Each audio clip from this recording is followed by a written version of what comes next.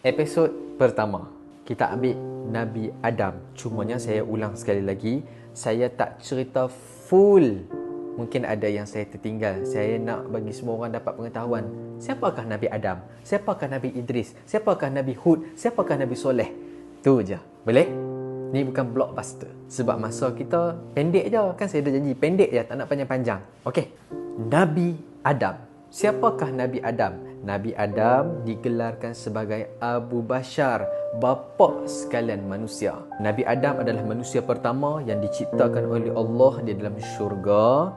Bila Nabi Adam duduk dalam syurga, Nabi Adam sunyi, maka Allah Ta'ala ciptakan Siti Hawa untuk jadi pasangan dia. Bila duduk saya dalam syurga, menikmati keindahan syurga, apa yang berlaku? Syaitan mula kacau. Bila syaitan mula kacau, dia mulalah hasut supaya dekat dengan pohon khuldi. Semua orang tahu kan pohon khuldi tu, bila dekat saja Nabi Adam dengan Siti Hawa, tertanggallah pakaian daripada syurga turun ke bumi. Nabi Adam turun saja ke dunia dalam keadaan gelap sangat-sangat.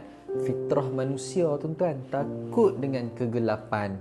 Ni tuan-tuan boleh buka dalam kitab Munyatul Musalli karangan Syekh Dr. Fatani. Tuan-tuan boleh buka nanti. Nabi Adam menangis minta ampun pada Allah. Nabi Adam doa apa? Nabi Adam doa, Rabbana zalamna anfusana. Ya Allah, aku zalim diri aku. Ni saya letak doa kat bawah ni. Bila Allah terima saja doa Nabi Adam, time itulah keluarlah cahaya. Bukan cahaya matahari tau, cahaya fajar.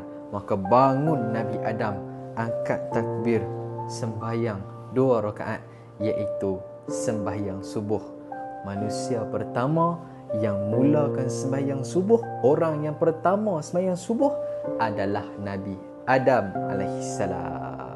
Dapat sesuatu, tuan-tuan, like, komen, share. Follow lah saya sama tuan-tuan. Saya boleh berkongsi lagi. Okey? Kita sambung kisah Nabi Idris pula. Boleh? Assalamualaikum.